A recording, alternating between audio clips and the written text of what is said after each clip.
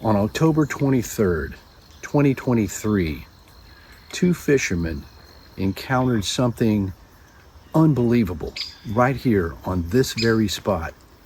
It came out of these trees right here. The Ozarks, a lush landscape spanning from Oklahoma through North Arkansas and into Missouri.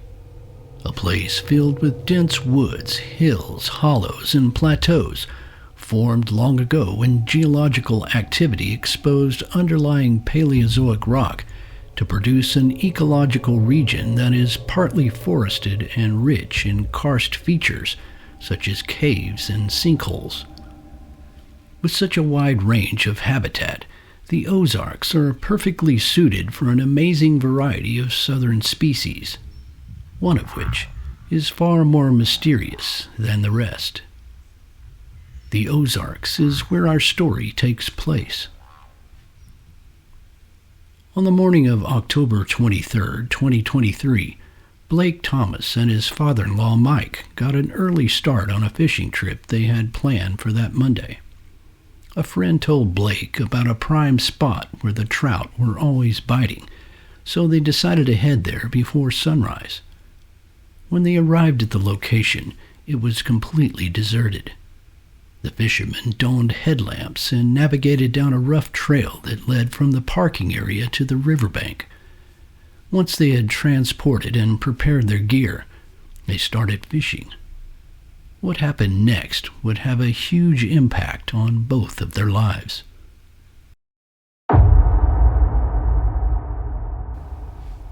After first interviewing Blake on the phone, I made the journey from Texas to meet him at the exact location where this incident occurred. This is one of the most dramatic Bigfoot encounters I've ever researched. So, just normal morning. We were probably left the house at, 5 o'clock maybe in the morning, and, get down here. No one's down here. Completely dark. We got our headlamps on. We start putting all of our stuff and loading it down to the river and getting ready to start fishing. We're super excited. And we're just hearing, we're hearing walking far away, but it's so super loud. And then my father-in-law says, that sounds like a bear, and there's a bear on his land, like he knows, And I've been out here a lot, and I hear all kinds of stuff, and it did, you can just tell, like, something of the deer, and this thing was big, or there was multiple things, right? So, you're talking like, a good 5-10 minute walk in from here. We're hearing this. I'm not thinking anything about it because, there's a lot of animals here. So, we're good. So we're getting all our stuff done and ready. And we start fishing, and my father-in-law's like over here, and then I'm kind of over here. And this walking, the noises just keep getting louder and louder and louder. And we're just both sitting there, just kind of smiling and like looking to see what this is. And we're just sitting there, and he's like right on the right side, and a huge rock just gets boom and just smashes right over to the right side of him. And like I said, I even said first, I said, dang, was that a fish, And he goes, no, that's a rock. And he had his light, and he shined, and you could see where the rock was and how it was just like swirled out, and you could see that there was a rock that has been thrown there. And we start trying to fish again, like literally minutes, another rock, bam. And then at that point I said, man, this is messed up. Like, I'm going to have a confrontation. Like, we're like this, somebody's chunking rocks. We can't even see. Like, I don't even know what's going on. It's hard to explain, right?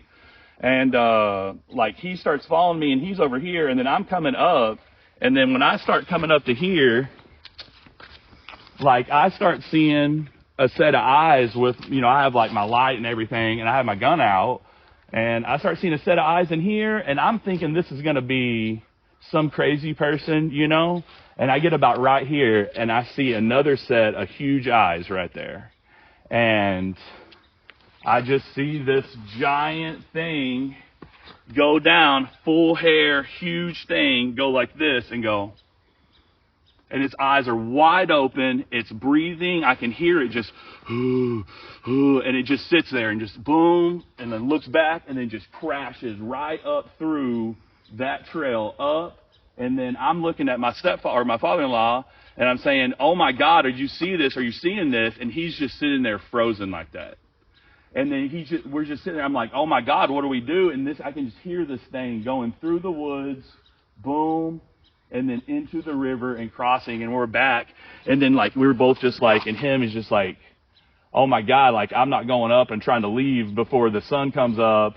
I called my wife and was just like, we just seen some crazy, unbelievable stuff. I mean, this was a real thing. It was huge. Like I'm talking 7 feet, 500-600 pounds.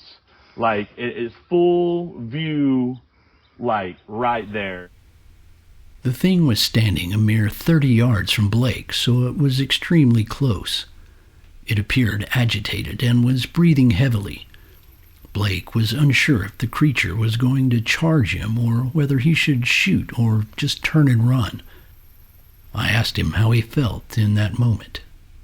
Like I first see this thing and I'm thinking to myself, like I said, is like this a person? Is like that seriously what I'm seeing right now?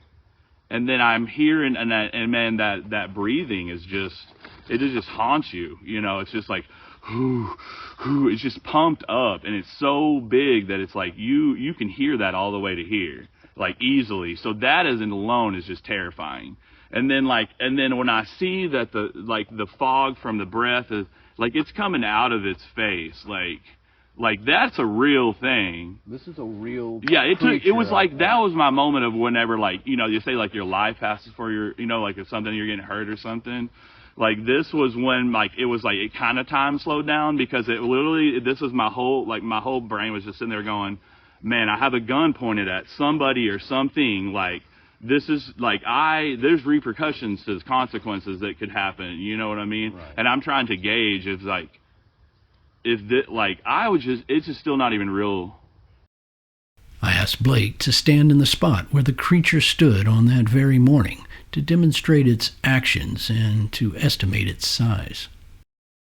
So this thing is definitely, like, this stuff is more filled out, but this thing's definitely up and into here, right? Mm-hmm. As it stood up.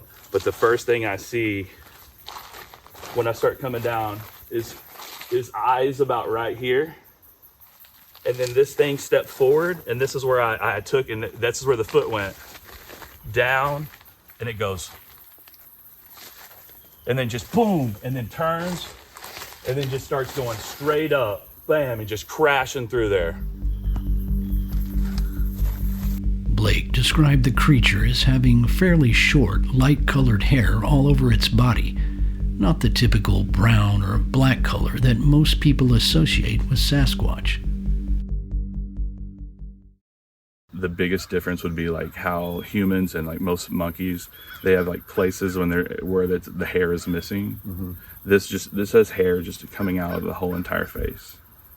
Like it has not like cartoon eye like that, but it was a shocking because they were big. Right. Like, and it wasn't like, and I've looked this up and stuff like that, and like, a lot of monkeys have smaller eyes, and kind of like how it's human. This was quite a bit bigger than that, and it was because that thing was blinking. After the creature ran back into the woods, Blake and Mike briefly discussed what they should do. Blake wanted to get a photo or a video of the thing, but that would require pursuing it into the dark woods. Mike was adamant that they should not go after it. He was very disturbed by what he had already seen and knew it would not be safe to chase such a huge creature without more preparation. Blake conceded, fearful of what the thing might do if they pursued or provoked it. Ultimately, the two men packed up and left the area, shaken and utterly perplexed. Their lives forever changed. So interestingly enough, this morning when I came out here to meet Blake to see the area where he had the sighting, Another fisherman approached us and said he had experienced some strange things down here. And in fact, this very morning, he had come out here before sunrise, and he got this really creepy feeling. He just felt something wasn't right. And then he began to explain that about 6 months earlier, he was out here when suddenly huge rocks were landing in the river.